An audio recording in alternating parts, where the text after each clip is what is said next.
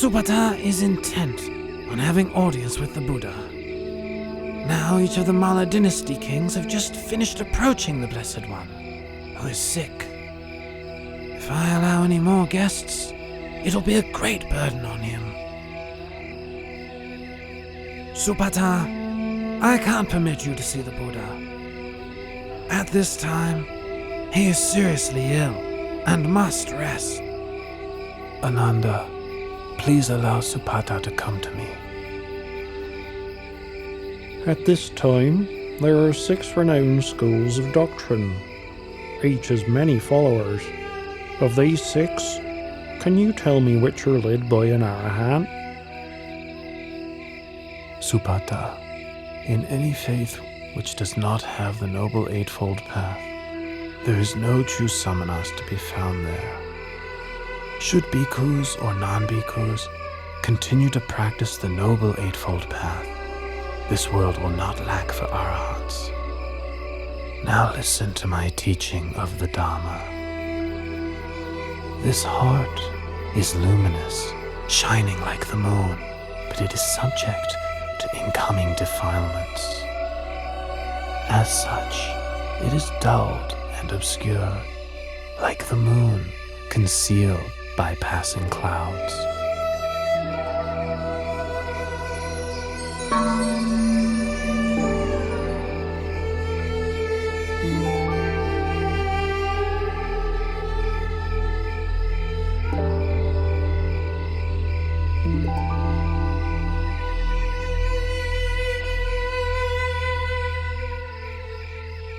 Lord Buddha, teacher of the most excellent Dhamma, you make right that which I've wrongly seen for so very long.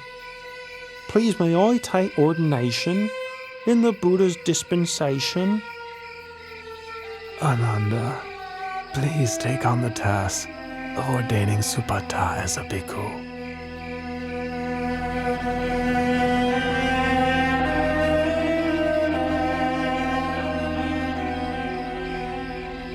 Subhata, consider the hair of the head, hair of the body, nails, teeth, and skin, as well as all materiality and immateriality, according to the truth.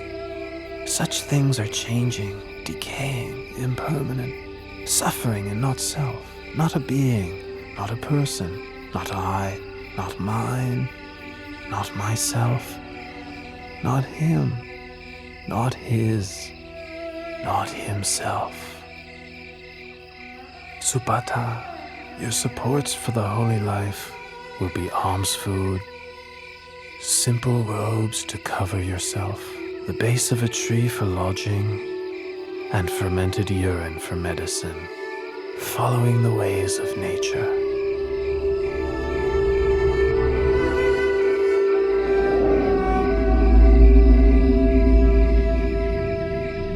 Having received instruction from the Buddha, Subhata went off alone and practiced contemplation until attaining to arahantship that very night. Venerable Subhata is considered to be the last disciple who attained to enlightenment while the Buddha was still alive. Loyal bhikkhus, when I have passed away, the 84,000 teaching of Dhamma Vinaya will be your teacher. Don't think to yourselves, now that the Buddha has passed away, we'll have no teacher. Truly the Dhamma which I have taught, and the Vinaya which I have laid down, will be your teacher in place of me. You must take the Dhamma Vinaya as your refuge. Don't take anything else as your refuge. Even I, the Tathagata, am only the one who points the way.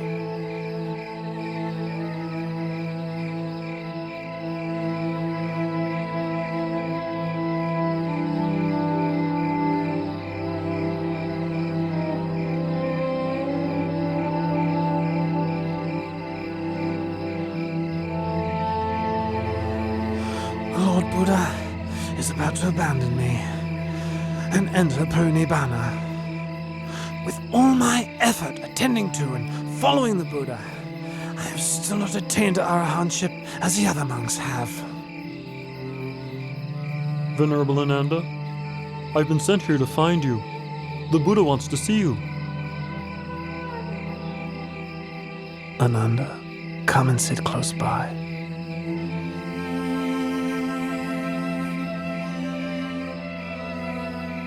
Ananda, don't be consumed by sorrow. It's natural for all conditioned things not to last. All that arises must decay, break apart, and pass away. You have traveled with and cared for me for a long time. Now you must make efforts towards your own liberation. In no long time, you will be fully enlightened.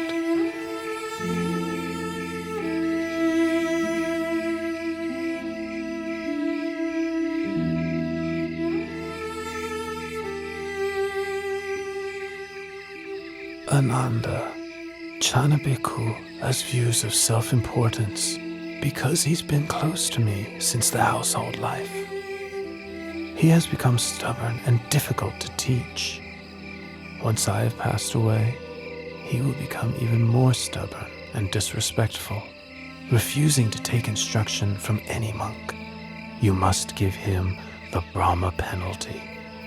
How do we impose the Brahma penalty? All the monks must refrain from speaking to, instructing, and admonishing Channa. Having received this punishment, Channa will realize his fault and change his ways. Finally, he will attain to arahantship. Loyal bhikkhus, for as long as the Sangha meets regularly together, in harmony, with respect for the disciplinary rules, and with humility towards the senior monks, careful not to fall under the influence of craving, content to live in the forest, and wishing happiness to all that come to live and practice. For as long as the Sangha is not preoccupied with work, not prone to indulging in talk, not given to excessive sleeping, not socializing without good cause, not given to indulging unwholesome desires, not falling under the power of evil intentions, not consorting with bad people, not giving up effort in practice, but striving for the attainment of higher dhammas. For so long there will be no decline for the Sangha, but only development and growth.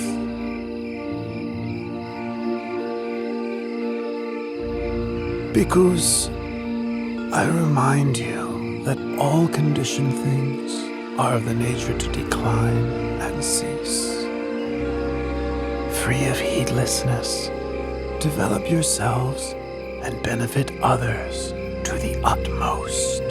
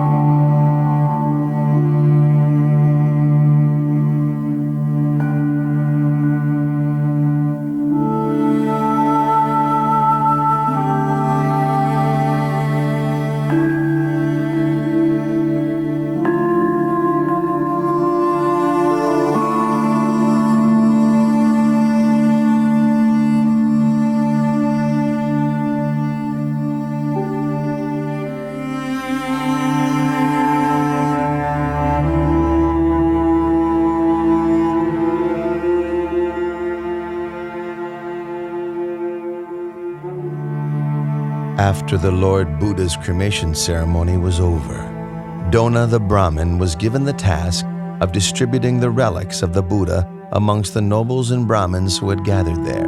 In each of the 8 states represented, a stupa, or chediya, was built for enshrining the relics, so that people could pay their respects to the remains of the Buddha. 1. King Ajatasattu of Magadha built a stupa in Rajagaha.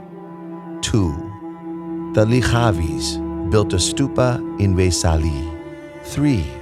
The Sakayan royalty built a stupa in Kapilavatu. 4. The Mauryan royalty built a stupa in the city of Alkapa. 5. The Kolayan royalty built a stupa at Ramagama. 6. The Malla royalty built a stupa in the city of Pava. 7. The Malla royalty of Kusinara built a stupa in Kusinara. 8. The Brahmins of Vetadipa built a stupa in the city of Vetadipa. As for Dona Brahmin, he built a stupa at Kusinara for housing the golden urn, which had contained the relics of the Buddha before they were distributed. This reliquary is known as Tumba Stupa, or Tumba Jediya. 3 months after the Buddha laid down the khandhas and attained parinibbana, Venerable Maha Kassapa led the Sangha in the first rehearsal of the Dhamma Vinaya at the cave of Satapana on Mount Vebhara outside of Rajagaha, with King Ajatasattu as the royal host. After the duration of 7 months, the first rehearsal of the Dhamma Vinaya came to its conclusion.